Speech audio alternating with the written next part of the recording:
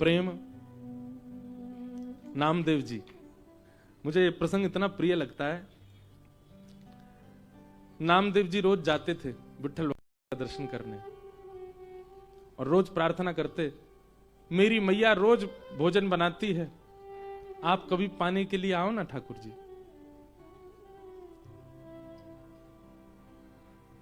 रोज नामदेव जी की एक ही प्रार्थना सुन के ठाकुर जी बोले, हे नामा, तू रोज कहता मेरे घर आओ प्रसाद पाने, आओ प्रसाद पाने, यहां दर्शन कौन देगा अगर मैं तेरे घर चला गया तो?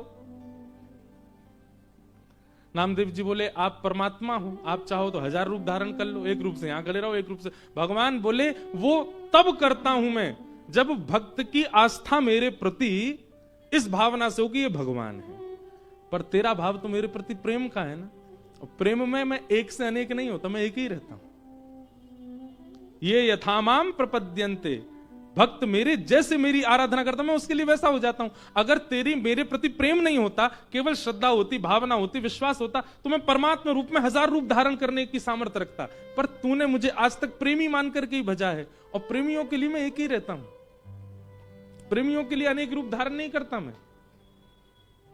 ब्रजवासियों ने मुझसे प्रेम किया, मैं चाहता तो एक रूप से मथुरा में रहूं, एक रूप से द्वारिका लीला करूं, एक रूप से ब्रज में रहूं, पर उन्होंने मुझसे प्रेम किया, इसलिए मैं एक ही रूप में था, इसीलिए मथुरा भी गया और द्वारिका भी गया, उनको विरह कातर करके गया।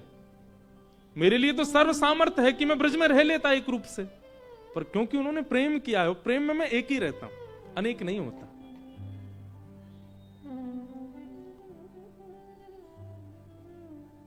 अब तू कहता रोज मेरे घर प्रसाद पाने आओ, यहां दर्शन कौन देगा फिर? नामदेव जी बोले, एक बात तो स्पष्ट हो गई आज। क्या? कि मैं आपसे प्रेम करता हूं, ये तो मुझे लगता था, पर आज ये स्पष्ट हुआ कि आप भी मुझसे प्रेम करते हो, इसीलिए आप अनेक रूप धारण नहीं कर रहे हो। नामदेव जी तो नृत्य करने लगे वहीं पर ही। अगर आप प्रेम नहीं करते होते तो आप 2 रूप धारण करते, अनेक रूप धारण करते, पर आपका भाव प्रेम का है, तो नाथ कृपा करो। नामदेव जी बोले, भगवान बोले, ए नामा सुन, तू रोज आके कहता मेरे घर आओ, मेरे घर आओ, प्रसाद पाने आओ। एक काम हो सकता है, बोले क्या? तू मेरी जगह खड़ा हो जा तो मैं जाऊं प्रसाद पाने। नामदेव जी बोले, ये कैसे संभव है? बोले, तू आना, मैं श्रृंगार करूंगा तेरा, बिल्कुल पंडरीनाथ बना दूंगा, और फिर मैं जाऊंगा तेरे घर प्रसाद पाने। नामदेव जी बोले, कोई बात नहीं, मैं वंचित रहूंगा, मेरी मां तो प्रसन्न हो जाएगी। नामदेव जी पंडरीनाथ भगवान की जगह खड़े हो गए। अब भगवान सामने खड़े होकर बता रहे, ऐसे खड़े हो। नामदेव जी ऐसे खड़े हो गए। नेत्र बंद कर लो, बोले कर लिए। ठाकुर जी ने स्पर्श करके बिल्कुल श्याम वर्ण के जैसे ठाकुर जी वैसे बना दिया। अब ठाकुर जी बोले, अब तुम पंडरीनाथ हो गए हो? बोले जी। अब याद रखना, 3:30 बजे सुबह काकड़ा आरती होगी, मंगला आरती, और काकड़ा आरती में ये पुजारी लोग बिल्कुल विचार नहीं करेंगे, ठंडे जल से नवाएंगे, ठिठरना नहीं। उसके बाद तुमको दूध से नवाएंगे, ठिठरना नहीं। नामदेव जी बोले, मुझे नहीं बनना पंडरीनाथ। बोले, नहीं, अब तो तू खड़ा ही रहे यहीं पे, अब तेरे को भी तो पता चले मुझे क्या अनुभव होता है। और काकड़ा आरती में नियम होता है कि ठाकुर जी श्री पंडरीनाथ भगवान के मुंह पे मक्खन ऐसे रख देते हैं, मक्खन ऐसे चिपका देते हैं पूरा, और फिर उसके बाद आरती करते हैं ठाकुर जी की। कभी जाओ पंढरपुर दर्शन करना मंगला का, काकड़ा आरती बहुत सुंदर होती है। ऐसे मक्खन रख देंगे, मन तो होगा तेरा खाने का, पर चाटना नहीं। अगर नेक भी मक्खन खत्म हुआ तो पुजारी बहुत मारेंगे। मैं कुछ नहीं करता, मैं केवल चुपचाप खड़ा रहता हूं। उसके बाद तुम्हारा श्रृंगार होगा, और श्रृंगार के बाद फिर द्वार खोल दिए जाएंगे, सब भक्त आके चरणों में प्रणाम करेंगे, सब भक्त आकर के तुम्हारे चरणों में प्रणाम करेंगे, और कुछ भी मांगे देना नहीं, सुन लेना। विधि का विधान, कर्म का विधान सब उनको योग्यता दे देगा। तुम सब पर दया करके कुछ भी मत दे देना, नहीं तो लोग कुछ भी मांग लेंगे। अब खड़े रहो, मैं जा रहा हूं। और अर्धरात्रि में श्री पंडरीनाथ भगवान नामदेव जी के घर गए। द्वार जाकर के खट खोलो, जैसे ही द्वार खोला माने, आहा, बहुत सुंदर एक पद है, मुझे मराठी आती नहीं,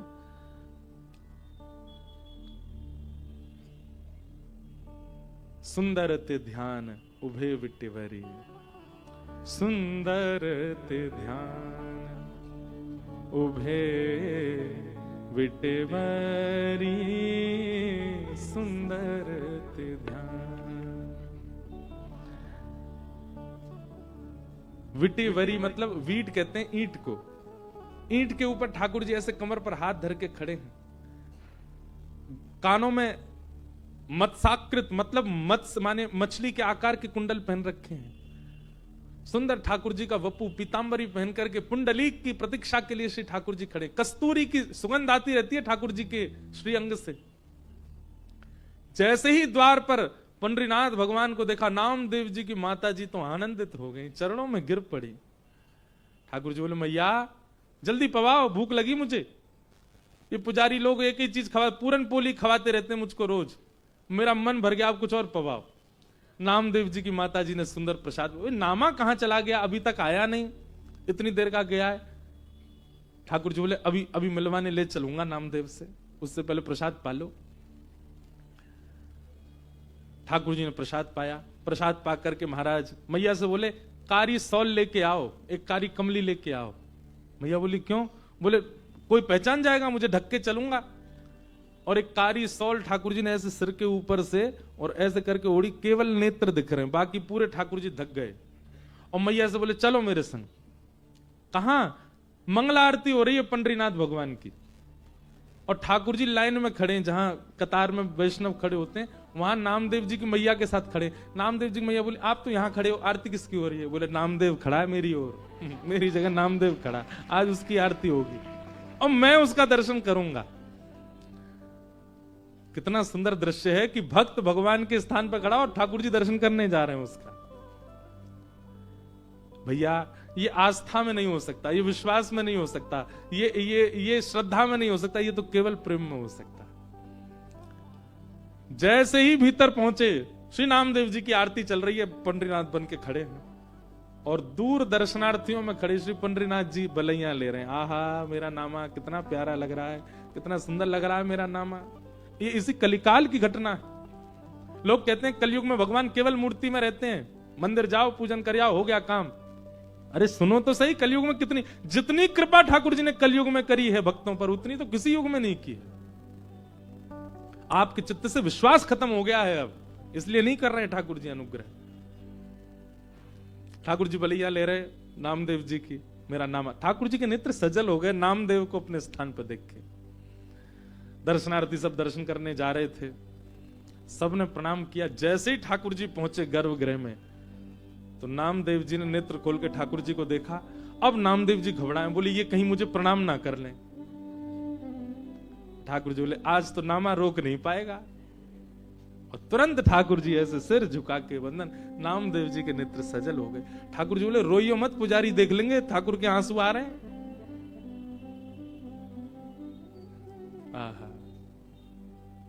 आज भी पंढरपुर में 365 दिन में एक दिन आता है, उस दिन आज भी यही भाव रखा जाता है कि श्री पंडरीनाथ भगवान नहीं, आज नामदेव जी खड़े हैं। और उस दिन जितने वैष्णव दर्शनार्थी आते हैं सबको प्रणाम करते हैं। क्यों? बोले, इन वैष्णवों में कहीं ना कहीं पंडरीनाथ आए होंगे दर्शन करने के लिए, नामदेव के। प्रेम, ये केवल प्रेम में संभव है, और इस प्रेम की स्थिति प्रदान करने वाली श्रीमद् भागवत है। इसलिए भागवत जी से और कोई कामना मत कीजिए। अर्थ मिले, धर्म मिले, ये सब आपको दुनिया सिखा देगी, दुनिया से प्राप्त हो जाएगा सब, व्यवहार से सब सीख जाओगे आप, पर प्रेम का पाठ केवल भागवत जी सिखा सकते हैं। इसलिए केवल प्रेम के अधिकारी बन के बैठो यहां।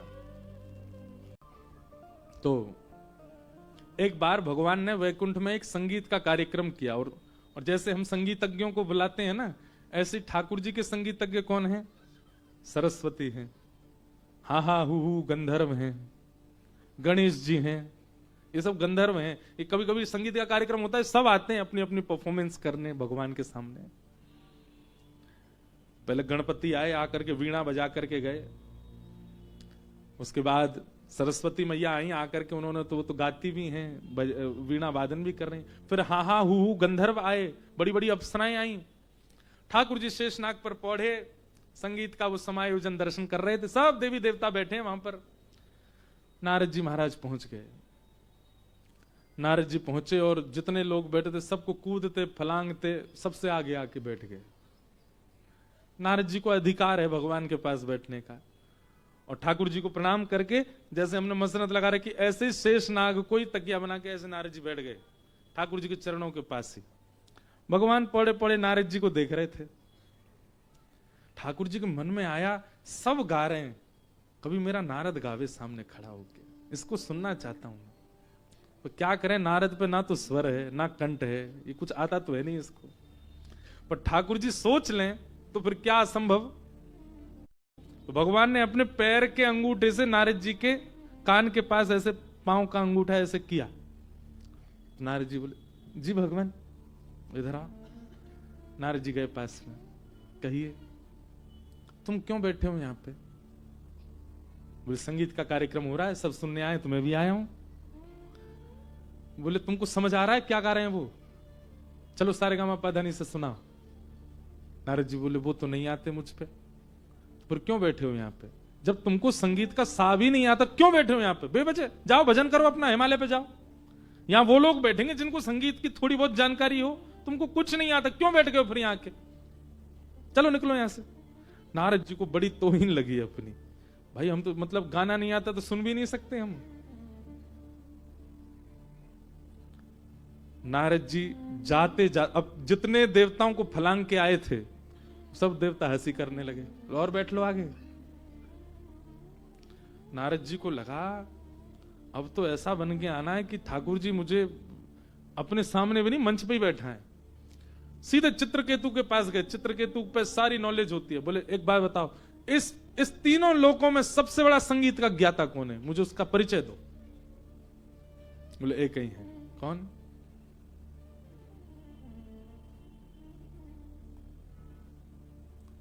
शिव कैलाशों के वासी, धौरी धारों के राजा, शंकर संकट हरना। महादेव वही हैं सबसे बड़े ज्ञाता संगीत के। नारद जी महाराज बोले कहां मिलेंगे? बोले कैलाश पे बैठे, जाओ।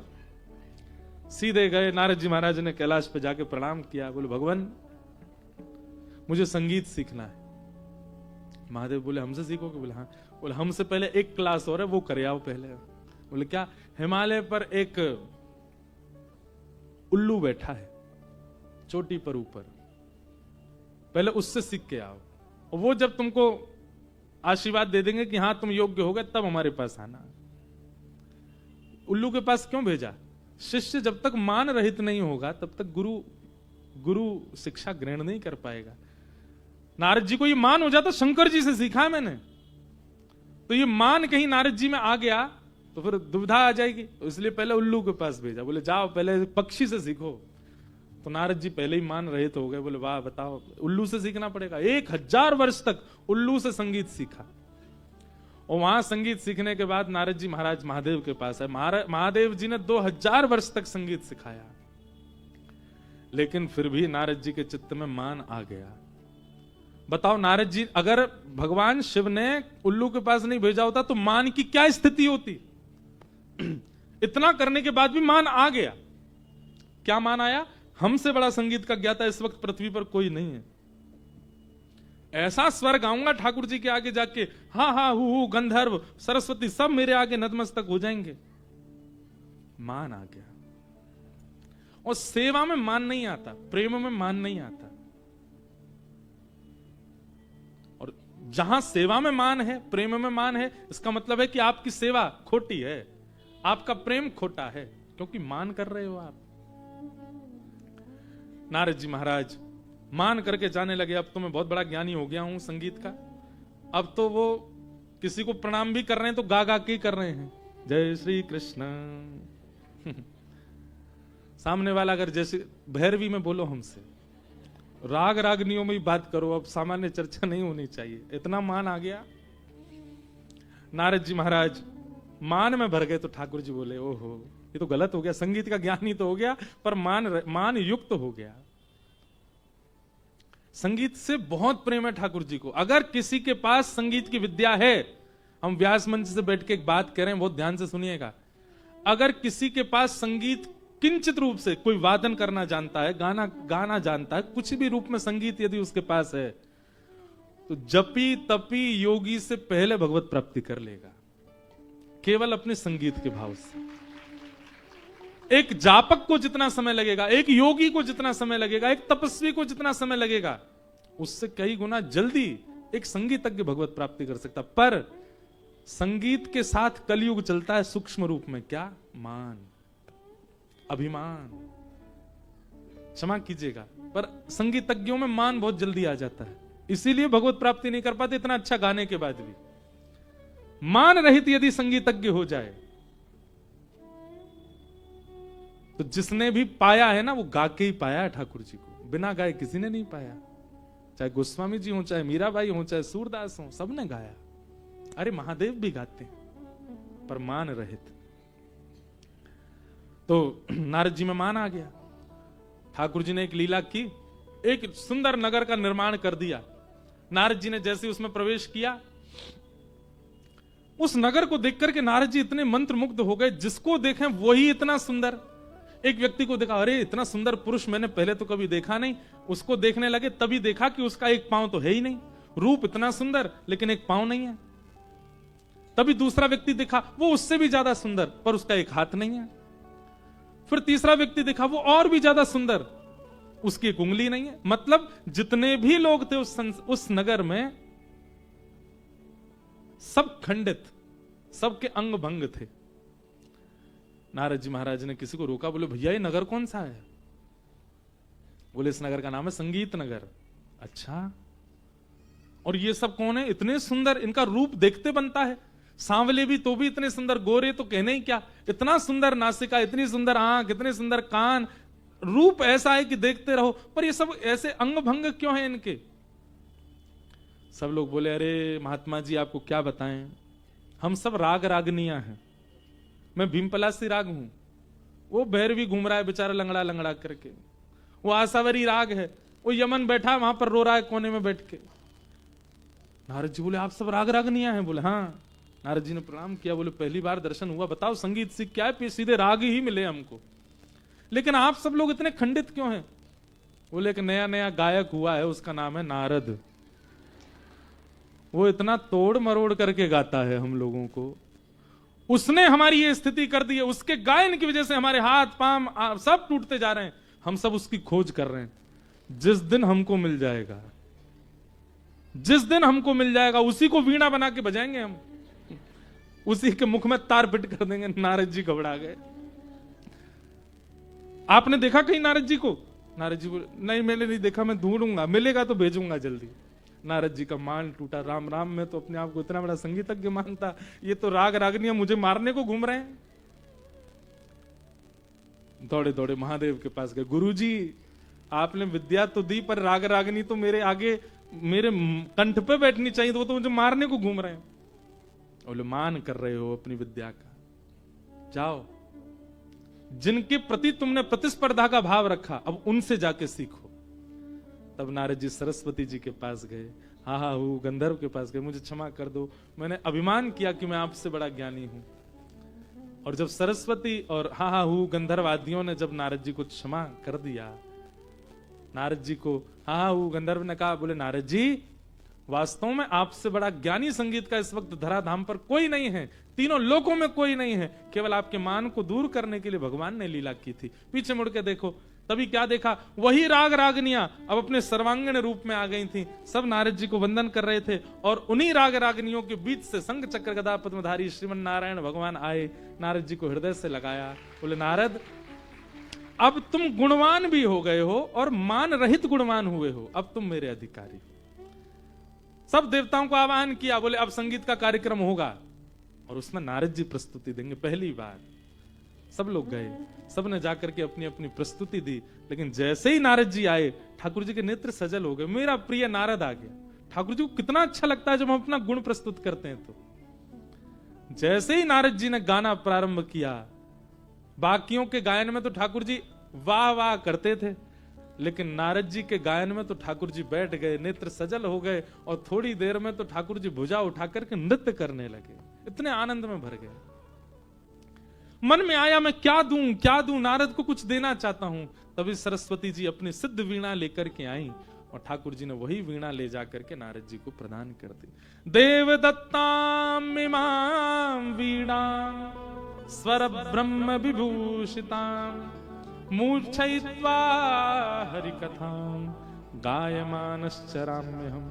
गाने वाले इस श्लोक को याद कर लीजिए, किसी भी संगीत के वाद्य को बजाने वाले भी इस श्लोक को याद करो, नृत्य करने वाले भी इस श्लोक को याद करो और अपनी प्रस्तुति से पूर्व ठाकुर जी का स्मरण करो। अगर संसार के सामने भी आप प्रस्तुत कर रहे हैं तो भी यह मानो कि ये सब नारायण बैठे हैं मेरे आगे, राधा रमण जी बैठे हैं, राधा वल्लभ जी बैठे हैं, बिहारी जी बैठे हैं, ये सब सामान्य मानव नहीं, सब ठाकुर जी हैं। और इस श्लोक का निवेदन करके तब अपने गुण का प्रस्तुतिकरण करो। आपका गुण भगवत प्राप्ति कराएगा। नारद जी महाराज उस वीणा को लेकर के नृत्य करने लगे, व्यास जी से कहने लगे यही वो वीणा है जिस वीणा पर गा गा करके मैंने ठाकुर जी को प्रसन्न किया है।